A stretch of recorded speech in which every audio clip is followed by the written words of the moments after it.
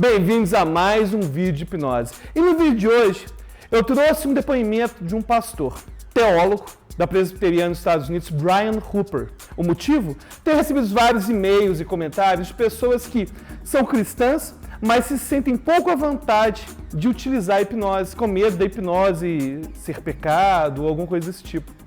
Então, nessa nova série, são apenas 2 vídeos. O Dr. Brian Hooper vai, na primeira parte que vocês vão ver agora, vai explicar o que é hipnose e as relações entre hipnose e a vontade e o livre-arbítrio.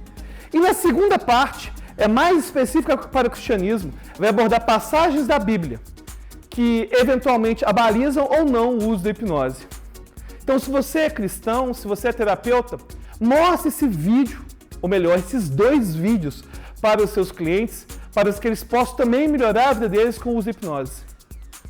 E com vocês, Dr. Brian Hooper. Good day and welcome. I'm Dr. Brian Hooper, and the title of this presentation is An Introduction to Hypnosis for Christians.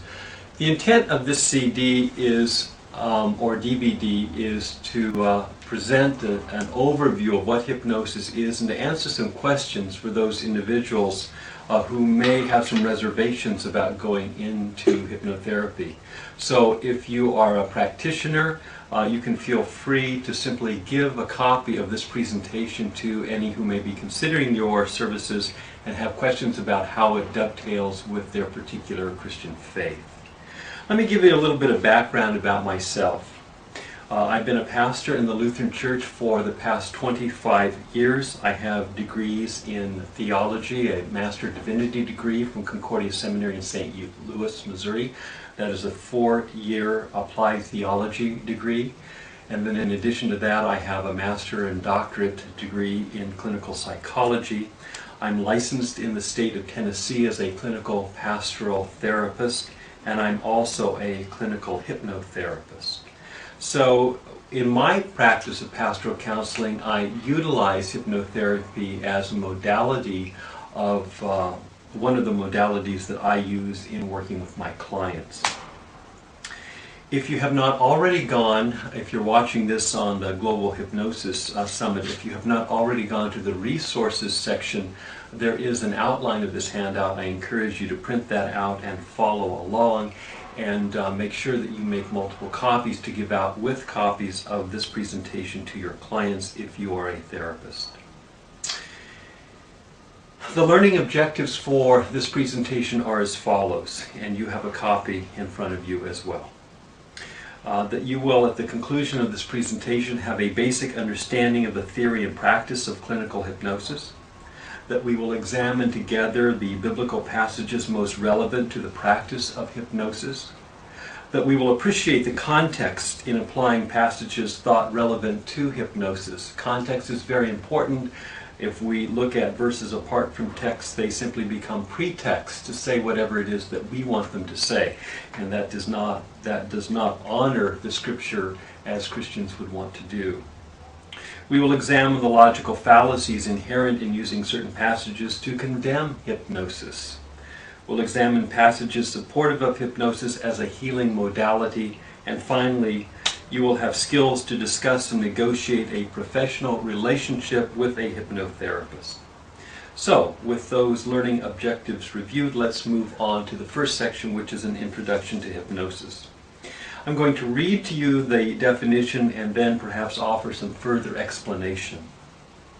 The hypnotic experience is most simply defined as a deep state of relaxation where the brainwave frequency in a hypnotic theta state is 5 to 9 cycles per second as compared to the wakeful beta state of 15 to 40 cycles per second.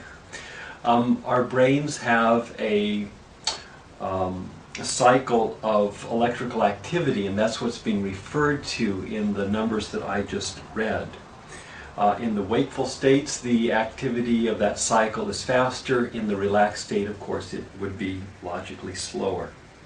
So it's the slowed frequency of brain waves coupled with a profound openness to suggestion. Hypnotherapy is the process of leading a person into the state of hypnosis for the sake of changing beliefs and behaviors through direct or indirect suggestion. Dr. Michael Yapko, one of the leading practitioners in hypnotherapy and clinical psychology, says it this way in his book, Essentials of Hypnosis, that hypnosis is a process of influential communication, and further, a skill of using words and gestures in particular ways to achieve specific outcomes. So far, the definitions. Common experiences of hypnotic state or trance. All of us have driven down the freeway and had the experience of being so, quote, lost in our thoughts that we missed our exit. And we don't really have any real memory of perhaps the last mile or two of our driving because we were, quote, someplace else. That is a common hypnotic state. We go in and out of that kind of state all the time. Have you ever been caught up in a daydream? I think one of the most pleasurable remembrances I have of childhood is lying on my back, staring up at the blue sky with the clouds floating by and getting lost in my own thoughts, having a daydream. Being really present in some other situation, all the while, if anybody had asked me, I would have said, of course, I'm just lying on the green grass looking up at the clouds.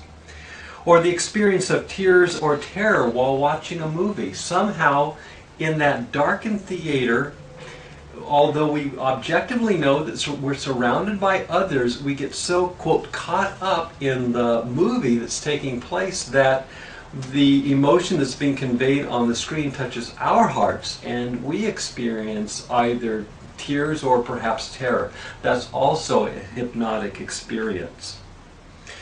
Losing oneself in a story while reading and not being attentive to the surroundings, so that somebody has to call our name a couple of times before they get our attention and we kind of rouse ourselves and shake ourselves out of being engrossed in what we're reading.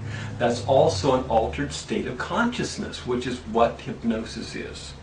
And finally, being caught up with the pageantry of ritual, either sacred or secular ritual. Perhaps standing in a ballpark and singing the national anthem and becoming overwhelmed with a sense of connection with everybody that's there, and your eyes are transfixed on the flag. And you sort of go to another place until it's over, and then you come back and there's a whole different experience. Or perhaps being caught up in religious ritual.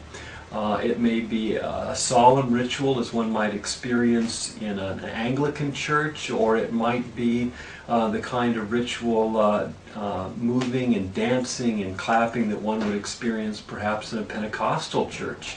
Both of those can be altered states of consciousness that are, in a sense, hypnotic.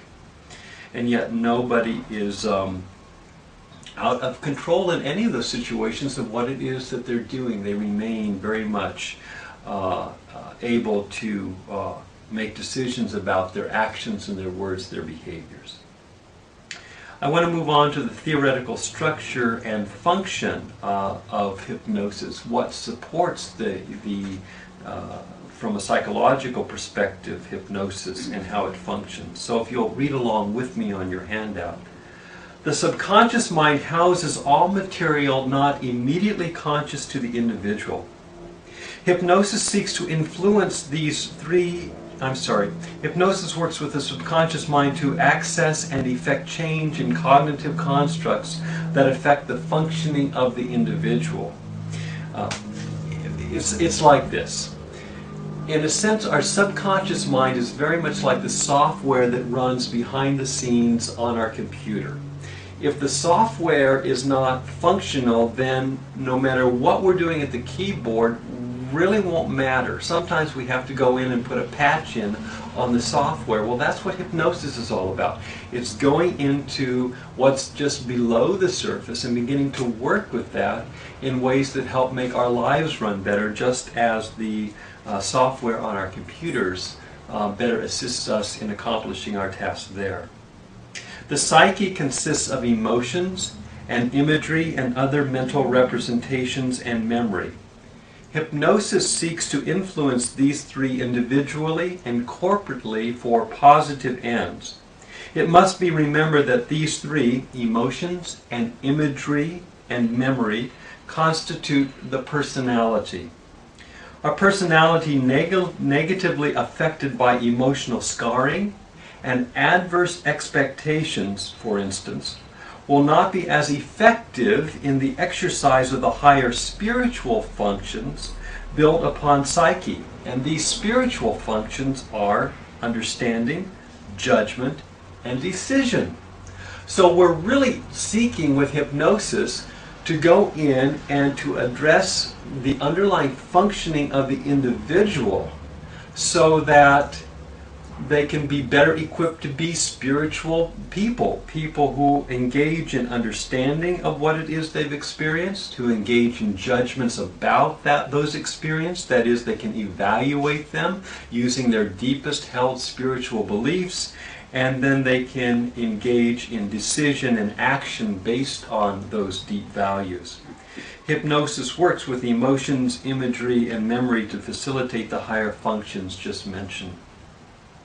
And for a detailed analysis of the relationship between psyche and spirit, I encourage folks to read Dr. Daniel Helminiak's book, The Human Core of Spirituality, Mind as Psyche and Spirit. We move in the direction of our most dominant thoughts and the subconscious patterns of expectation. Hypnosis is employed to redirect underlying errant cognitive patterns, that is the subconscious, and waking thoughts, the conscious part of who we are. Hypnosis works with the imagination of the client, drawing upon inner resources already established, or by creating experiences of internal resources through work in the hypnotic state. Hypnosis can be a way for the Christian person to integrate all of the study that they've done and the values that they embrace into their lives more effectively. It's not to replace their faith, but to make use of what they have experienced. I'll give you for instance of how this was done without ever talking about hypnosis. St. Francis Ignatius, who authored the Ignatian exercises, invites the disciple to imagine themselves in a scene with Jesus in one of the gospel readings. And in that scene to have a dialogue with Christ, to hear what it is that Christ might say back to that disciple. And this is based on what we know about Jesus from what we read in the gospel readings. That's a hypnotic kind of exercise, and there are hypnotherapists who are willing to work with clients and do that kind of exercise in the therapy session. I want to talk a little bit with you about the very process of hypnosis if you're working with a hypnotherapist and have never done that before, so that you can understand it. When you see a hypnotherapist, the first thing that he or she should do is explain to you, as I have done, the process of hypnosis, what it entails, and answer all of your questions. And then the second thing is that with the hypnotherapist's assistance, listening carefully to you, you'll establish what it is that you want is your outcomes for the hypnosis session. A professional hypnotherapist does not place his or her desires on you, but rather works with your desires towards the outcome that you want. The next thing that you'll experience is the induction. That's the initial process of helping you to relax, and oftentimes that will involve focusing on your breathing, allowing parts of your body to physically relax, taking you with the power of your imagination out of the room and into an ideal kind of setting that you've already said you want to go to. We're not talking about some sort of spirit travel. This is all in the imagination, the very power that God has given children to use, and us as well. With this then there comes the deepening that helps you slip deeper and deeper into that state of hypnosis, in which you have less and less of the sense of the surroundings that are around you, rather like being in a movie and losing all thought about the building and the people that are around you, because you become so engrossed in the movie. Well, in this case, you become very engrossed in your own work that you're doing. Then the hypnotherapist will work with imagery or story or parts of who you are inviting you to have a dialogue maybe between the parts of who you are, and this is to elicit the outcomes that you desire. Then there will be hypnotic suggestions that may be given that you will do or feel or desire something beyond the hypnosis session. And again, these are not planted in your head by the hypnotherapist apart from what it is that you've already agreed to. And finally, after that, there's re-entry into conscious wakefulness and perhaps a post-hypnotic dialogue to discuss what your experience was and to prepare you to take what you experienced out of the session and back into your life. I want to talk about levels of consciousness that are typically experienced by individuals so that you can understand where it is that hypnosis fits. First of all, there's the state of being alert. That entails normal intellectual functioning, normal reflexive and motor skills. The activity example might be playing tennis. Next, there's a light trance, which is basically daydreaming. And a lot of good work in hypnosis is done in very light trances. It's not necessary always to go really deep to do very good work. So in the second level of daydreaming or light trance, the body is relaxed, breathing is slowed, and as is the pulse. The direction of attention is to imagined activity or imagined dialogue or an event which may be possible or impossible, because in trance logic we can do the impossible things. And that's sometimes helpful in enabling us to do the possible things. So the activity example that would go with this is idly daydreaming about playing tennis. So we've gone from playing tennis to daydreaming about playing tennis. The next level would be deep trance. There's a further reduction of physiological activity and energy output. There's a limpness or a stiffness to the limbs. There's a narrowing of attention, increased suggestibility. Illusions of sense are possible. That is, that one might be invited to have a certain smell that they're smelling even though it's not in the room, or to taste a piece of fruit and enjoy it in this state, and they're actually enjoying it as if they were truly eating it. There may be illusions of hearing or touch or sight as well. Heightened function of the creative process is at work at this point. In the activity example would be feeling oneself playing tennis even though physically you're not. So we've gone from playing tennis to daydreaming about tennis to actually feeling that you're playing tennis even though you're not. And then finally, the deepest stage would be sleep, which is the suspension of all voluntary activity, physical or imagined, the absence of consciousness, and of course the example would be dreaming about playing tennis. So when we're doing hypnosis, we're either working with people in a light trance, a moderate trance, or a deep trance. Espero que tenham gostado dessa primeira parte do depoimento do Dr. Brian Hooper. Não se esqueça de clicar aqui para poder assistir a segunda parte, em que ele analisa as passagens bíblicas e vê se realmente a Bíblia condena ou não o uso de hipnose. Fique ligado. Obrigado por assistir a mais esse vídeo. Quer aprender mais sobre hipnose? Inscreva-se no nosso canal. Ou então, clique aqui e assista outro vídeo. Até a próxima.